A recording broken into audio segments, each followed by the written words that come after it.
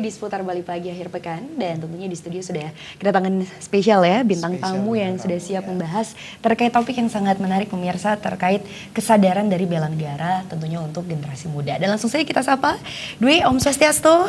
Om Swastiastu. Om Mawiganamastu. Namo Sidam. Sudah hadir Pak Kolonel Infantri Ketut Budiastawa, SOS MSI ya. Dan beliau adalah Kakanwil Kemenhan RI Provinsi Bali. Dan nanti kita akan berbincang-bincang ini terkait kesadaran bela negara di kalangan generasi muda, Pak ya. Iya, mudah-mudahan bisa memupuk juga semangat generasi muda untuk sama-sama ya. Iya. Kita bersinergi membela negara pemirsa.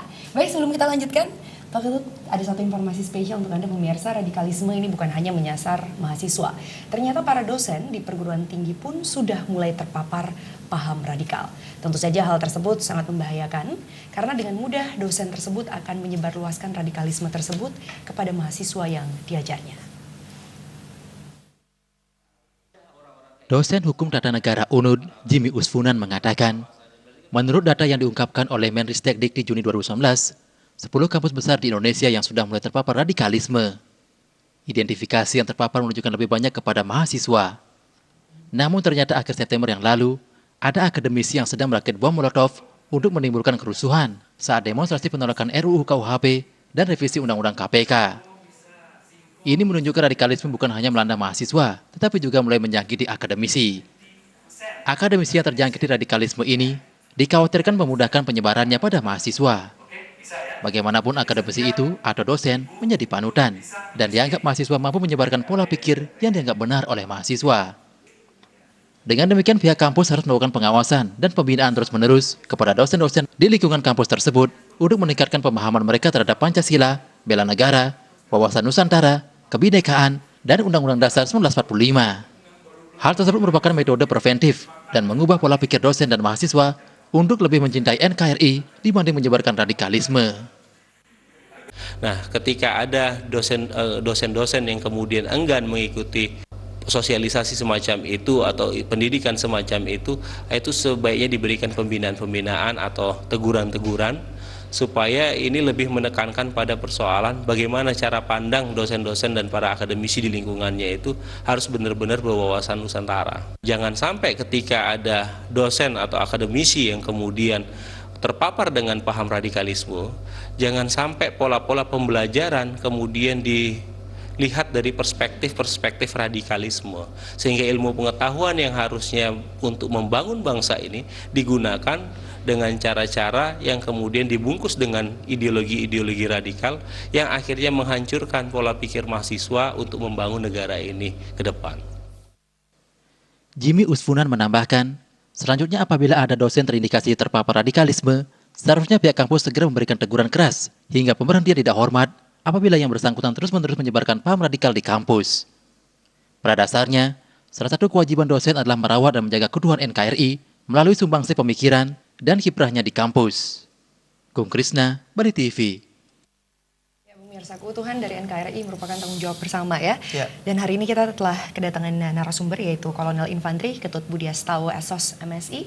Beliau adalah Kakanwil Kemhan Republik Indonesia Provinsi Bali. Baik, Pak Ketut Budiastawa, menarik sekali perbincangan kita untuk hari ini, Pak. Boleh diinformasikan sebelum kita masuk ke beberapa pertanyaan terkait keberadaan dari Kanwil sendiri, Pak Ketut? Ya, terima kasih, Mbak. Om Swastiastu, Om Mawiganamastu, Namo Sidam. Selamat pagi para penonton di rumah. Saya akan memberikan penjelasan sedikit tentang keberadaan kantor wilayah Kementerian Pertahanan Provinsi Bali. Sebenarnya kantor wilayah Kementerian Pertahanan di daerah ini ada di seluruh Indonesia di tiap-tiap provinsi. Adapun latar belakang sejarahnya diawali dari Reformasi 98. Sebelum reformasi berlaku Undang-Undang Nomor 20 Tahun 1982 tentang pokok-pokok pertahanan keamanan negara, di mana TNI dan Polri masih menjadi satu yang disebut ABRI. Kemudian ABRI juga melaksanakan dui fungsi. Yang selanjutnya pelaksanaan tugas teknis Kementerian Pertahanan di daerah yang disebut PTFDephan itu dititipkan kepada Kodam pada saat itu. Nah, kemudian setelah reformasi, amanat reformasi menginginkan bahwa TNI dan Polri terpisah. Kemudian Undang-Undang RI juga nomor 3 tentang pertahanan negara itu sudah muncul. Nah, dari itu TNI disuruh back to basic, kembali ke barak, kembali ke fitrahnya sebagai TNI yang mengamankan negara kesatuan Republik Indonesia, keutuhan negara. Kemudian dari itulah maka mulai diadakan Kanwil Kemhan di daerah yang namanya berubah-ubah. Di mana dulu namanya mulai dari Korda, kemudian PKP, PTP, perwakilan Kemhan, kemudian sekarang Kanwil Kemhan sesuai dengan Permen 21 tahun 2018. Nah, itulah keberadaannya. Kemudian tugas pokok kita ini sesuai dengan amanat undang-undang, di mana Kementerian Pertahanan ini, masalah pertahanan itu merupakan kewenangan absolut. Kemudian 3 kementerian ini, Menteri Dalam Negeri, Menteri Luar Negeri, sama Menhan itu memiliki kewenangan absolut. Kemudian apabila Presiden Wakil Presiden berhalangan melaksanakan tugas, 3 kementerian yang melaksanakan. Begitu. Kemudian masalah tugas di daerah, semua kementerian yang tugas wewenang tanggung jawabnya tidak diotonomikan, itu dikerjakan oleh kementerian itu sendiri di daerah. Makanya memiliki instansi vertikal di daerah. Nah, inilah kita, kalau gubernur mewakili presiden di daerah, kalau kita Kementerian Pertahanan mewakili Bapak Menhan di daerah. Kaitan dengan pertahanan negara atau di daerah itu sendiri. Itu baik, berarti di Provinsi Bali dan di seluruh Indonesia juga Pak ya, ya. Kementerian Pertahanan ini pemirsa. Ya. Baik. Dan Pak, kalau kita berbicara tentang bela negara ini seberapa penting Pak bela negara untuk ditanamkan sejak dini Pak? Baik, bela negara ini ditanamkan sejak dini itu sangat penting sekali karena ini amanat undang-undang tentunya. Ya, Undang-Undang Dasar 45 itu khususnya pasal 27 ayat 3, setiap warga negara berhak dan wajib ikut serta dalam upaya pembelaan negara. Termasuk pasal ayat 1-nya, tiap-tiap warga negara berhak dan wajib ikut serta dalam usaha pertahanan keamanan negara. Di mana warga negara yang baik adalah warga negara tentunya yang setia, taat, tunduk patuh kepada peraturan hukum yang berlaku di negeri ini. Termasuk patuh kepada pemerintahan yang sah. Itu dasar dulu. Yang selanjutnya masih ada pasal 1 nomor 2 Undang-Undang nomor 3 tentang pertahanan negara, bahwa sistem pertahanan negara kesatuan Republik Indonesia adalah sisan kamrata, sistem pertahanan rakyat semesta. Jadi seluruh rakyat dan apa yang ada di dalamnya dimanfaatkan untuk memajukan dan membela negara apabila ada ancaman dari manapun yang datang. Yang terakhir, ini ada Undang-Undang nomor 39 tahun 1999 tentang hak asasi manusia.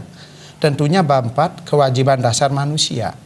Khususnya pasal 68, setiap warga negara wajib ikut serta dalam upaya pembelaan negara. Artinya apa? Warga negara Indonesia apabila tidak melaksanakan bela negara, itu sama dengan melanggar HAM. Makanya para pemirsa di rumah, termasuk seluruh anak bangsa, apabila kita tidak membela negara, tidak tunduk pada peraturan, tidak tunduk kepada pemerintahan yang sah, sesungguhnya itu sudah melanggar hak asasi manusia. Jadi dalam hak itu diutamakan kewajiban dulu. Nah, itu mungkin itu dasar hukumnya. Kemudian pentingnya melaksanakan bela negara adalah setiap negara dari zaman ke zaman, selama negara itu ada, selama itu juga pasti ada ancaman, tantangan, gangguan maupun hambatan. Baik dari dalam negeri sendiri maupun dari luar. Bapak Bung Karno dulu sudah pernah menyampaikan, anak-anakku, cucu-cucuku, perjuanganku lebih ringan daripada kamu. Kenapa? Karena musuh terlihat jelas di depan mata. Jumlahnya, persenjatanya jelas kelihatan. Tetapi kalian, musuhmu nanti yang kamu ada adalah saudara-saudaramu sendiri. Siapa, kapan, di mana, itu kita nggak tahu. Nah, inilah pentingnya bela negara. Apalagi kita mau tahu, bela negara itu bukan hanya di Indonesia. Di luar negeri pun, di negara-negara besar pun ada itu bela negaranya. Baik, dan ternyata tidak hanya di Indonesia, di beberapa negara juga ada. Wah, ini dia tanggung jawab besar kita pemirsa, karena Bung Karno musuh-musuhnya nyata ya, senjatanya. Dan sekarang kita harus tetap waspada dan tetap bela negara pemirsa. Baik, jadi tidak hanya di Indonesia ya, di negara-negara lain juga melaksanakan bela negara itu sendiri Pak ya. Baik, dan bagaimana dengan kaitannya Pak antara Kementerian Pertahanan dengan pemerintah daerah sendiri? Jadi dalam hal bela negara, Ya. sesungguhnya bela negara ini merupakan tugas dari pemerintah, khususnya pemerintah daerah, dan disiapkan secara dini. Ini amanat undang-undang. Baik. Ya. Kemudian kita juga karena Kementerian Pertahanan salah satu tugasnya itu adalah menentukan situasi wilayah sebagian apa dan keseluruhan wilayah apabila ada ancaman atau terjadi perang gitu. Baik. Ini tugas kementerian. Maka dari itu disinilah perlu adanya sinergitas. Baik Kementerian Pertahanan dan kementerian lain termasuk pemerintah pusat dan daerah termasuk TNI dan Polri. Di sini harus sinergitas. Kata kuncinya kekuatan kita berbangsa bernegara adalah persatuan kesatuan alias sinergitas itu sendiri. Iya, iya. Kalau kita sudah merasa lebih hebat, instansi saya lebih penting, lebih hebat. Nah, di sini sesungguhnya udah kehancuran negara itu sendiri.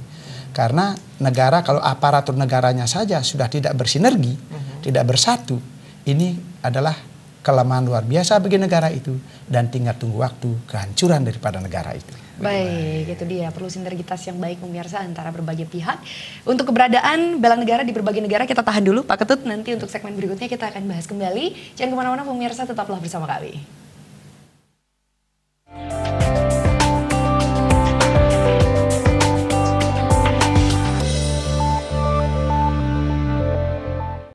Kita kembali lagi Pak tentang kesadaran bela negara di generasi muda. Ini tadi selain Indonesia ada juga negara-negara lain dan apa Pak kaitannya bela negara dengan radikalisme saat ini? Baik, sebelum saya ngomong kaitan bela negara dan radikalisme, ini perlu kita ketahui karena banyak juga anak bangsa mungkin yang belum paham, termasuk pemirsa di rumah, saya sampaikan bahwa bela negara itu bukan militeristik, bukan militerisme. Iya, iya. Yang kedua, bela negara bukan hanya kita di Indonesia saja. Di negara luar pun melaksanakan hal itu. Contohnya di Amerika Serikat, Jerman, Spanyol, Inggris. Di situ melaksanakan bela negara dilakukan dengan pelatihan militer, biasanya satu kali di akhir pekan gitu ya. Okay. Kemudian di Israel, Iran, Singapura itu juga melaksanakan pelatihan bela negara bagi yang memenuhi syarat. Kemudian di Tiongkok, Taiwan, Korea Selatan itu juga melaksanakan kegiatan bela negara. Gitu. Kemudian kita sebagai anak bangsa kita juga harus demikian kan gitu kan. Selanjutnya apa sih ancaman-ancaman yang ada di negeri ini kan gitu. Secara umum ancaman di negeri kita ada 3. Ada ancaman militer, ada ancaman hibrida, ada ancaman non militer. Baik, yang Kalau militer, ancaman militer seperti sama apa? hibrida, ini sangat kecil kemungkinannya karena negara kita tidak ada konflik dengan negara lain. Baik. Baik. Kemudian kalau perang itu membutuhkan biaya yang besar dan kehancuran yang sangat dahsyat. Makanya semua negara tidak akan mau begitu. Mahal biaya perang. Iya, iya, iya. Sekarang yang di depan mata dan sudah ada di hadapan kita adalah ancaman non militer. Apa ancaman non militer? Ada 7 ancaman non militer itu. Ada ideologi, politik, ekonomi, sosial budaya, keselamatan umum, legislasi. Nah inilah dan teknologi. Inilah ancaman yang depan mata. Baik. Tadi ditanyakan ideologi salah satunya radikalisme. Radikalisme. Baik. Nah, kan gitu ya. Pemecah ini ya Pak ya, Iya. kesatuan dan kesatuan ya. Ya, Kesatuan dan kesatuan. radikalisme apa itu radikalisme? Iya. Kan itu yang paling penting kita ketahui Baik. dulu. Siapapun dia, secara individu maupun kelompok, kalau dia sudah merasa dirinya itu eksklusif, merasa lebih baik daripada orang lain, lebih sempurna, cuma kelompoknya lebih hebat, lebih baik daripada kelompok lain, ini sudah salah satu ciri-ciri radikalisme. Simpel sebenarnya. Pak, simpel sekali Iya, simpel sebenarnya. sekali ya. Kemudian sekarang banyak radikalisme bergerak lewat ideologi, ideologi lewat agama. Baik. Sekarang banyak orang menggunakan topengan agama, topengan Tuhan, itu sebenarnya ujung-ujungnya untuk memenuhi kepentingan diri dan kelompoknya sesungguhnya. Karena tidak ada satupun ajaran agama di dunia ini yang mengajarkan kayak demikian. Iya, iya. Dan semua ajaran agama juga pasti mempunyai dalil-dalil untuk berjihad atau berperang, Iya. melawan musuh, baik Islam, Kristen, Hindu, Buddha. Buddha, Hindu ada. Kalau kita kayak agama Hindu kan apa? Ada Weda Sruti Semerti. Di dalam Semerti Mahabharata salah satunya. Itu perang. Kalau dalam kondisi perang, mari kita buka kupas ayat-ayat yang berkaitan dengan perang, memotivasi semangat kan itu kan. Kayak Arjuna lemas terus dikasih motivasi oleh Sri Krishna agar mau lagi mengangkat gandewanya. Demikian yang Muslim, ada itu ayat-ayat jihadnya. Cuman penempatannya harus benar, itu masalahnya. Termasuk akademisi. Ilmu tanpa agama itu buta. Agama tanpa ilmu itu lumpuh. Makanya seorang akademisi, orang pintar, kalau iman takwanya kuat, itulah kekuatan yang sangat dahsyat untuk menghancurkan negeri ini. Jadi harus balance itu harus balance. Harus balance ya Pak ya. Iya. Demikian juga sekarang kalau mohon maaf ini saudara-saudaraku yang beragama Islam, saya sering mendengarkan ceramah khotbah waktu dinas di Bandung. Jadi Allah juga mewahyukan ajaran untuk menjaga kerukunan berbangsa-bangsa, karena Allah menciptakan manusia bersuku-suku berbangsa-bangsa. Diwahyukan juga ajaran di situ apa? Hablum minan nas, jaga hubungan baik kepada sesama umat manusia. Di Kristen, cintailah sesamamu seperti engkau mencintai dirimu sendiri. Di Hindu ada Wasudewa Kutumbakam, ada Tatwamasi, engkau adalah aku adalah engkau. Nah kan gitu kan. Ini semua dalil-dalil untuk menciptakan. Kalau di Buddha, di Hindu juga ada ahimsa, tidak boleh menyakiti apalagi membunuh. Kan gitu kan. Ini semua dalil-dalil untuk kerukunan umat manusia. Kemudian dalam bernegara juga di Islam ada ajarannya. Saya dengar itu ukuah watoniyah. Gitu. Kalau di Hindu sampai berjanji bersumpah Om Atah Paramawisesa saya bersumpah. Kenapa? Karena ada guru wisese. Jadi kita harus tunduk hormat kepada pemerintah. Gitu bernegara. Nah ini kemudian ada juga dalam ibadah. Nah, Islam juga ada. Kalau sesama Islam, ukhuwah Islamnya dalam ibadah adalah sesama saudara Islam, saudara kita ibadah ke masjid. Nah begitu. Berjemaah itu jauh lebih bagus. Pahalanya akan ditambah oleh Allah Subhanahu wa taala. Itu kata kiai yang di Bandung yang saya dengar khotbah itu. Kemudian kalau dalam hubungan kecil itu ada lagi doktrinnya. Contoh misalnya waktu saya di Bandung, saya jadi tuan rumah, pembantu saya orang Muslim. Saya lihat kok nggak pernah sholat. Karena saya sering dengar omongannya Pak Ustadz, Pak Kiai itu, saya tegur lah pembantu saya, kenapa kamu nggak sholat? Saya kan kerja sama Bapak. Loh, mana lebih mulia Allah daripada saya? Allah. Kalau gitu sholat kamu. Saya gitu kan. Semenjak itu dia sholat. Nggak punya mukena, kita belikan mukena. Nggak punya sajadah, kita belikan sajadah. Kemudian dia sholat. Nah, disinilah penempatan dalam ajaran agama Islam ada lakum dinukum waliyadin. Agamamu, agamamu. Agamaku, agamaku. Walaupun pembantu saya itu yang ngasih makan saya, ngasih minum saya, ngasih tempat tidur saya, ngasih gaji saya, urusan agama, nggak boleh dia ikut saya. Nah, di situ penempatan lakum dinukum waliyadin. Nah, disinilah ada dalil-dalil, jangan dalam berbangsa bernegara dibuka lakum dinukum waliyadin. Ini menimbulkan gap. Gitu. Jadi kalau berbangsa bernegara harus ukhuwah watoniyah. Kayak gitu misalnya. Nah, di sini harapan kita para tokoh-tokoh agama, kemudian rektorat mungkin ini adalah manusia atau orang yang sangat luar biasa pengaruhnya. Kalau satu dosen salah berbicara, makanya berapa ribu mahasiswa yang kena itu. Belum lagi nanti mahasiswa itu menularkan di masyarakat. Berapa rugi. Seorang tokoh agama juga sama. Kalau satu memberikan penempatan dalil yang salah, dalil agama semua benar. Tapi kalau salah penempatan, salah juga jadinya. Begitu.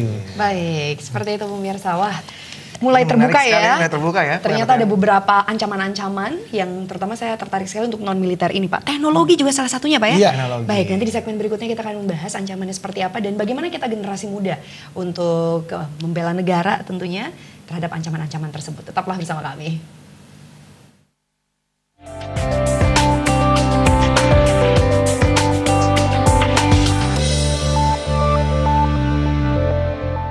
Baik pemirsa, kembali lagi kita akan berbincang terkait kesadaran dari bela negara untuk generasi muda. Pemirsa, setelah tadi Bapak Ketut sudah menginformasikan ternyata ada 7 ancaman Ada ya. 7 Kita ancaman ya. mulai terbuka pemirsa, ternyata ada ideologi yang tadi kita sudah bahas terkait radikalisme. Ada juga politik, ekonomi, sosial, budaya, ya ada juga teknologi dan legislasi. Pak Ketut, ini saya tertarik sekali. Kenapa teknologi ini menjadi ancaman? Padahal itu membuat ya semuanya mudah seperti itu. Dengan adanya Apakah ancaman? teknologi Bagaimana kita ya, mengatasi ancaman teknologi ini sedangkan itu terus datang ya? Ya, baik. Terima kasih Ya. Mbak ya.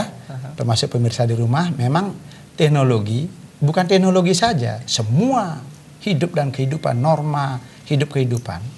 Sebenarnya kalau kita bagus membawanya sesuai dengan fungsinya, profesional dan proporsional, itu adalah kekuatan. Iya, Baik. iya.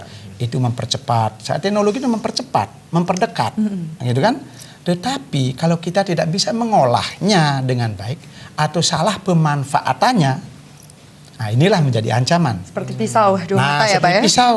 Kalau pisau untuk motong ayam, motong enak itu mempercepat proses kan. Tapi kalau nusuk orang, seketika itu juga masuk bui. Demikian juga teknologi, Iya, di mana kalau orang yang baik memasukkan hal-hal yang baik di teknologi akan ditangkap, dibaca oleh orang, akan ditiru. Pada hakikatnya manusia adalah monkey see, monkey do. Tahu monkey? Monkey see, monkey Monkey do. adalah monyet. Monyet melihat, Baik. monyet menirukan. Oh, monkey see, monkey Monkey do. do. Iya. Ini orang tua kita zaman dulu ngasih kan. Iya, iya, iya. Nah, sekarang apapun yang ada di IT, kalau yang bagus, bagus dilihat Iya. orang, bagus masuk ke otaknya, bagus yang diimplementasikan. Kalau ada di situ nada-nada yang nggak bagus, provokasi, memanas-manasi. Nah, disinilah menimbulkan kebencian. Orang tadinya hatinya bersih, baik, dengan adanya memasukkan hal-hal yang menimbulkan kebencian, itu akan rusak hati orang lain tuh, akan ikut emosi, dongkol, dendam, malah bisa berbuat akhirnya. Iya, iya. Tadinya hubungan antara sesama umat beragama rukun, baik. Iya. Sekarang dengan adanya orang yang punya kepentingan pribadi atau kelompok atau ditunggangin oleh dari pihak luar maupun pihak dalam, memasukkan hal-hal yang memanas-manasi Iya. tentang agama, menghina agama lain, menghina, kan begitu. Padahal nggak ada sesungguhnya orang banyak oh Islam radikal.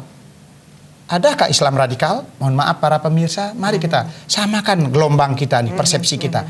Sesungguhnya tidak ada Islam radikal. Ingat ini, tidak ada Islam radikal. Karena Islam adalah rahmatan lil alamin.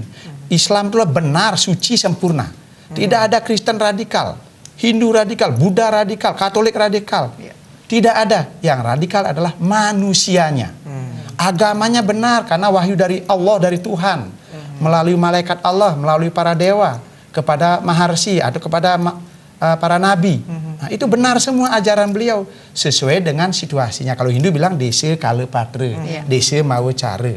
Kalau kita di atas ring tinju harus mukulin sampai KO dia, Iya, iya, ya kan? iya. Tapi kalau di luar harus jaga hubungan sebaik-baiknya, seerat-eratnya, serukun-rukunnya. Iya. Harus tahu tempatnya. Kalau kita berbangsa bernegara, kaitan bela negara, itu bagaimana pola pikir, pola ucap, pola tindak kita lewat IT bisa menimbulkan kesejukan, persatuan kesatuan, pemahaman terhadap bangsa dan negara, wawasan kebangsaan. Iya, Nah, kalau kenal bangsa, pasti kita cinta bangsa itu, pasti kita siap bela negara. Nah, karena Mbak ini dulu bilang, Iya. kenal maka sayang, tidak kenal maka tidak sayang. Makanya kenali bangsa dan negara, kenali ideologi negara, kenali Bhinneka Tunggal Ika, kenali NKRI, kenali Undang-Undang Dasar 45, akan muncul rasa cinta kita, muncullah sikap bela negara kita. Iya, Nah, itu gitu. dia pemirsa. Wah, setelah tahu beberapa ancaman-ancaman, kita sebagai generasi muda, Pak Ketut, apa yang bisa kita lakukan untuk membela Implementasikan negara, untuk implementasi bela negara itu sendiri, nyatanya Pak. seperti itu. Baik, makasih Mbak ya dan Mas. Implementasi bela negara sangat sederhana. Baik. Contoh di rumah tangga. Sebagai anak, kalau Islam mengatakan jadilah anak yang soleh atau solehah. Kalau Hindu mengatakan jadi anak yang suputra dan luh-luih. Artinya apa? Jadi anak yang sujud bakti kepada orang tua, orang yang dituakan, saudara, sama tetangga, lingkungan. Itu sudah wujud bela negara. Iya. Di sekolah, lingkungan pendidikan, belajar dengan baik, hormat kepada guru, menjaga kebersihan lingkungan sekolah, menjaga hubungan baik kepada dengan teman, itu juga bela negara. meningkatkan sumber daya diri, kecerdasan, kemampuan olahraga, Bela negara, ya. prestasi apapun, itu juga bela negara. Kalau dulu dengan senjata, sekarang senjatanya adalah pikiran dan suara dan karya tulis atau karya apapun budaya tangan masing-masing. Itu juga bela negara. Bagaimana di lingkungan kerja? Bekerja profesional dan proporsional, taat kepada ADART, ya, yang berlaku di organisasi dimanapun bekerja, taat kepada pemimpinnya di pekerjaan itu, di organisasi itu juga bela negara. Intinya bela negara, khususnya Indonesia, yang mencerminkan Pancasila, kehidupan yang berjiwa Pancasila, Undang-Undang Dasar 45, Bhinneka Tunggal Ika, dan NKRI, itu sudah bela negara di zaman sekarang. Mampu memanfaatkan IT dengan baik, tepat waktu, tepat guna, untuk membangun prestasi, bukan hanya bermain saja. Bukan untuk hal-hal yang lain, ya. Karena bermain itu meracuni otak kita. Nah, itu juga bela negara. Kata kuncinya profesional dan proporsional dalam bidangnya masing-masing, sesuai dengan situasi masing-masing. Itulah namanya bela negara di zaman sekarang ini. Wow, itu dia ya. Dan seberapa penting yang paling berperan, Pak? Apakah keluarga, sekolah, atau masyarakat? Wah, ini pertanyaan luar biasa ini. Kalau di rumah ini ada orang tua, ya. Kalau di sekolah ada guru, ya. Mana sih yang paling penting untuk menanamkan jiwa bela negara, gitu kan? Apakah orang tua di rumah, ataulah guru, atau dosen, atau mungkin pimpinan di organisasi, kan begitu? Kalau di rumah, ya jelas orang tua. Kewajiban orang tua untuk memberikan pengetahuan etika kepada anak, itu kewajiban orang tua. Kalau orang tua tidak bisa mendidik anaknya dengan baik, sesungguhnya orang tua itu double menerima dosanya, katanya begitu. Ya, karena dia udah dititipin oleh Tuhan. Coba dititipin barang oleh pimpinannya, nyentuh pun orang lain nggak boleh kan? Begitu anak kok dimarahin, kok dimaki-maki, dicubit. Nah, itu padahal titipan Tuhan. Nah, ini ya, itu orang tua yang paling salah kalau di rumah. Kalau di sekolah, kalau guru yang tidak memberikan pengetahuan yang baik kepada murid, tidak mendidik etika, moral, agama di sekolahnya, tidak memberikan contoh yang baik kepada murid-muridnya, itu yang dosa besarnya, salah adalah gurunya itu. Ya, karena di sekolah tempatnya kan. Tapi bagaimana kalau sudah bekerja di organisasi? Kalau pimpinan tidak bisa menjadi pemimpin yang baik untuk membuat anak buahnya menjadi pemimpin-pemimpin bawahan yang baik, membuat anggotanya tidak profesional dalam bidang tugasnya, itu yang keliru pimpinannya juga. Nah, itu berarti jiwa bela negara pemimpinnya itu juga kurang di situ, penanaman itu pemimpin. Karena decision maker pemimpin. Kalau di tubuh ini, kepala, badan, anggota badan. Kepala pemimpin ini, badan itu staf pembantu pimpinan, kaki tangan itu pelaksana. Apakah kalau tangan salah terus kepala itu bagaimana? Yang salah siapa? Tetap kepala. Gitu. Contoh, sekarang tangan ngambil kotoran. Dibiarkan sampai tidur ada kotoran ayam, apa begitu? Yang salah? Kepala. Kepala pasti berpikir, cari air bersih, dicuci bersih, ngambil lap, cuci bersih, pakai antiseptik, gitu kan? Pakai pengharum. Begitu punya uang, kepala juga mikir. Padahal kaki tangan nggak minta, tapi dibelikan juga cincin, jam, ya. Sepatu yang mahal pun dibelikan, itu hakikat. Kalau ini hakikatnya kita pahami semua, tidak usah kita mencari siapa yang salah, tapi kita berbuatlah jadi bawahan yang baik, profesional. Jangan ngoreksi atasan saja. Kadang-kadang banyak bawahan presiden pun dikoreksi, padahal dia mencalonkan dirinya belum tentu diterima, ya kan? Iya, baik Pak Ketut, luar biasa sekali. Itu dia tadi pemirsa perbincangan kita terkait bagaimana kesadaran bela negara ya, dan semakin cinta dengan bangsa Indonesia, dengan negara Indonesia, Pak pemirsa. Dan terima kasih sekali Pak Ketut telah hadir dan memberikan informasi tentunya kepada pemirsa juga yang ada di rumah.